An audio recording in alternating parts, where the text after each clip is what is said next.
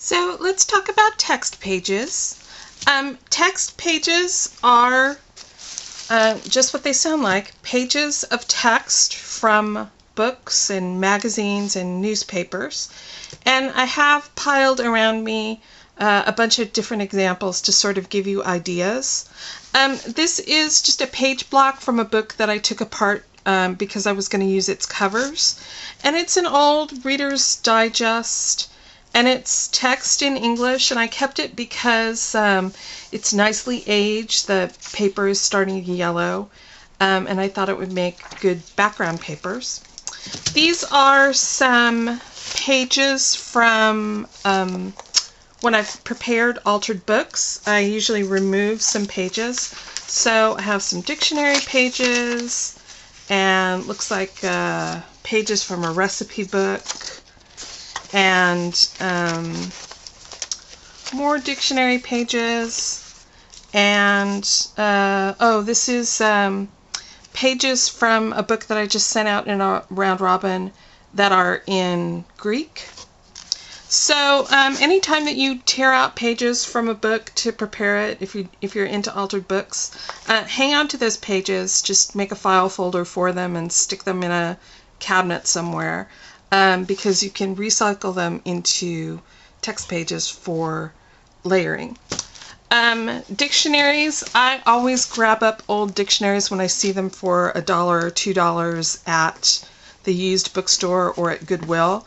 And I just put these up on the shelf, and whenever I need some pages, I just tear the pages out. You know, there's no storage required. You don't have to take the book apart all at once.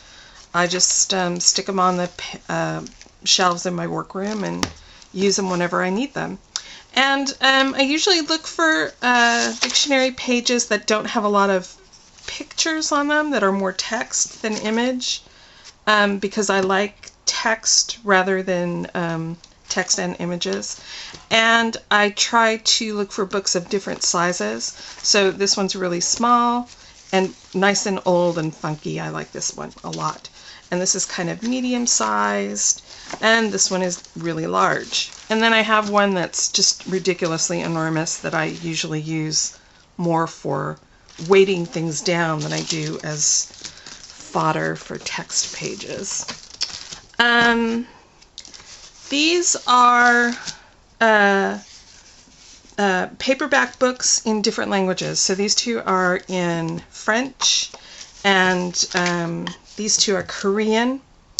And I'm lucky enough to live in an area that's pretty diverse, so there are a lot of different languages represented at the used bookstore. And I wait for them to get marked down, so this one was marked down to $1.98, and that's a lot of paper for $2. And I just tear them apart and use them as pages. And I have a file drawer to the right of me that's filled with books that have been torn apart like this, so that I can grab them quickly. Newspapers. This is a free Chinese newspaper. I go to the Asian grocery store probably once every couple months, and as I walk out, I grab a stack of Chinese newspapers. And this is great for text and for, you know, all sorts of stuff, and it's free. And then, I don't know, Dallas Morning News really wants me to subscribe, so they keep throwing issues of Life and Art on my doorstep. And I hang on to it because every so often I need a big swath of text, and newspapers are great for that. So if you'd like to work large, keep some newspapers around. Text doesn't have to mean words. I also have a stash of sheet music and musical scores and stuff like that I buy at the used bookstore. So you can use this in the same way that we're going to talk about using all of the other stuff. And the same thing goes for maps. This is from National Geographic, but you can also look for, if you have an information center close to you, a state information center, they're usually loaded with different types of maps. National Geographic's Sometimes if you shake the old ones, maps will fall out. Atlases that are woefully out of date. These are getting harder and harder to find because people don't buy books to get this information. They Google it. And the same thing goes for navigation maps. This is, I think, an old Rand McNally. And people don't use paper maps so much anymore. So if you find these at a used bookstore, grab them because they're nice big pieces of paper. And they can be toned in different colors with glazes so that they don't look completely modern.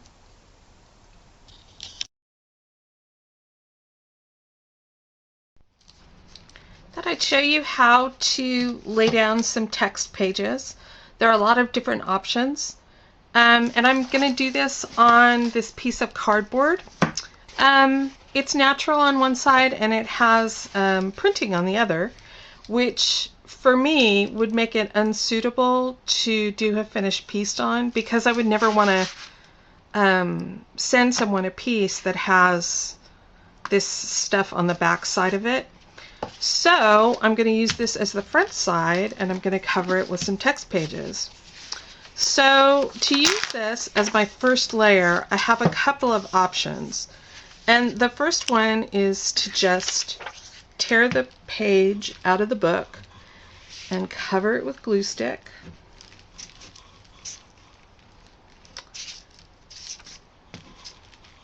I'm not being shy with the glue. And then just lay it on here. And if I wanted to do a second one, I would just tear out the next one and lay it down right next to it. So this has some cut edges, and for this right hand side that works for me, and for the bottom it works for me, but maybe with this next piece, to help ease the transition a bit, I'm going to tear off the margin and line it up against the text of the next page so that there's some continuity and there's not that break of the margin. I've seen some artists use text pages torn right out of the book with those straight margins on them, and it looks great. I think Louis Jover on Saatchi does that. Looks great. I tend not to do that. I tend to do this. So that's glue stick. The other way to lay this down is with liquid matte medium. And I am definitely a liquid matte medium girl rather than a gel medium girl because the liquid allows you to lay down a very light coat of medium where the gel is a little thicker, a little more textural. So I save my gel medium for things that require that thickness and that body. This isn't something that requires that. So depending on how porous your surface is, you might also want to lay some medium on the back side of the text page.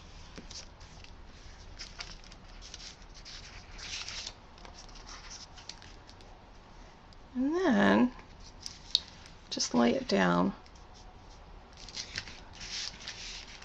And you'll notice that it's curling up a little bit. I'm just going to lay down some extra, and then I'm also going to put a coat on top.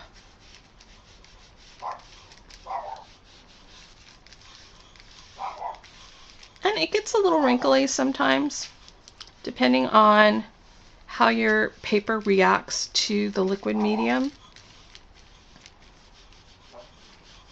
I don't really worry about that. I call the wrinkles texture and keep on going.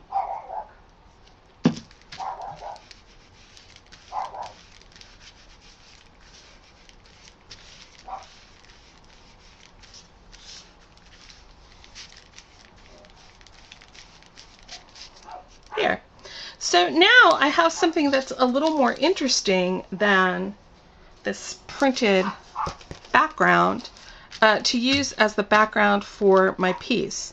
And probably my next layer over the top of this would be gesso or paint, or depending on how much I want to knock it down. If I want to knock it down quite a bit,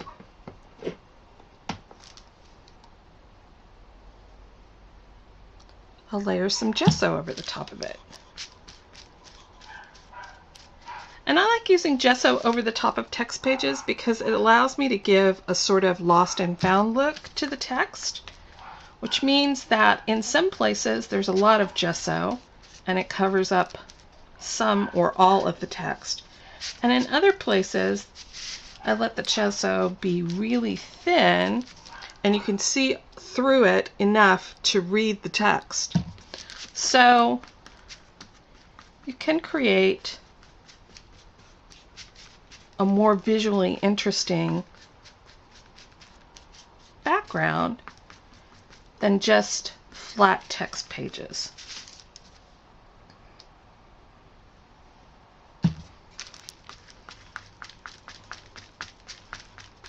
Normally I would let the liquid matte medium dry before I started in with the gesso, but we're here, we're doing it, so I'm just going to go over the top of it.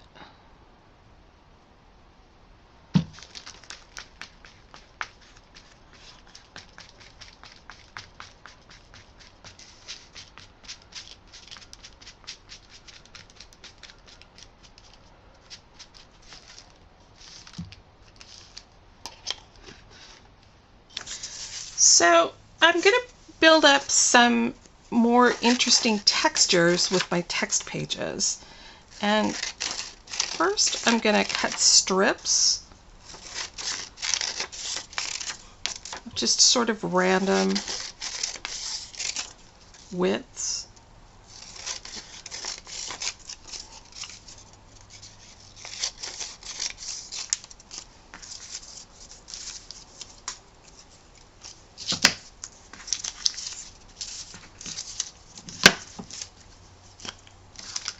And I'm going to apply glue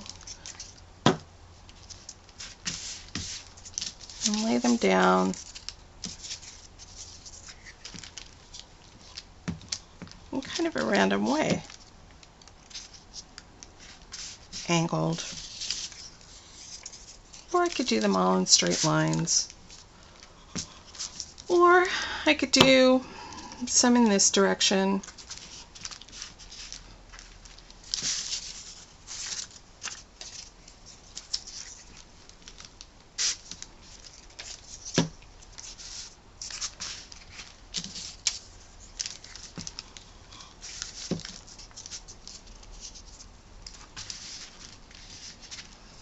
And the other way I could do this is to tear. And generally I start with tearing off the margins, because I really just want text. I don't want a lot of blank paper. But this is another personal preference thing. You can leave the margins on. I left the margins on in the ones that I cut, just to show you the difference. And again, I'm sort of tearing randomly. Random, that's a good word, right? Now, I'm going to lay these torn pieces in the same way I did the cut ones, just to show you what the difference looks like.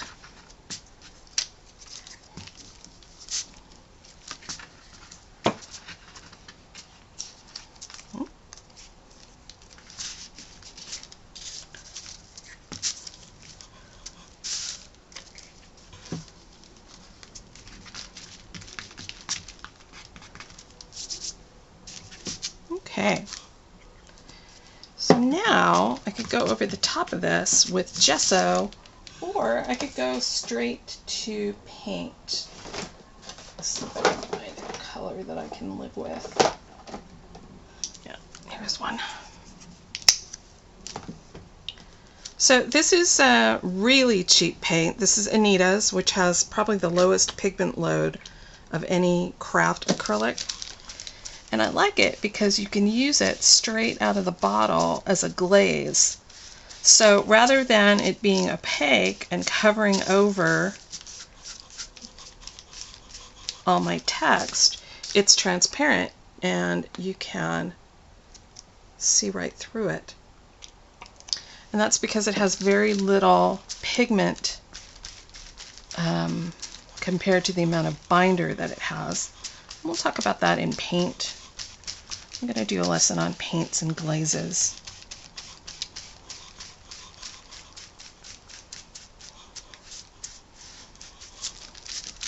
So you can see that the one that's cut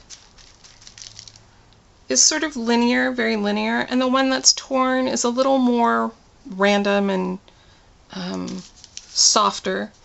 And then the full sheet of text is just a full sheet of text. And I could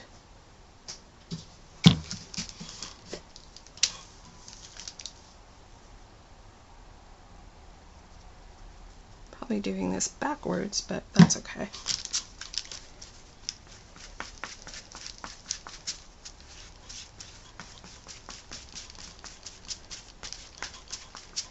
If I use a little gesso over the top of it, you can see that the texture of the paper still shines through a little bit. And down here we're getting something that's very linear, and up here we're getting something that's a little softer. So this torn text in particular is great if you have a really identifiable book and you don't want your viewer to be distracted by the text. You can tear it up into chunks and apply it in that sort of random way. And your eye will really want to read these flat pages, but they will really not want to read this sort of soft, random, torn application because it's not scanning as text that needs to be read. It's scanning as sort of a texture.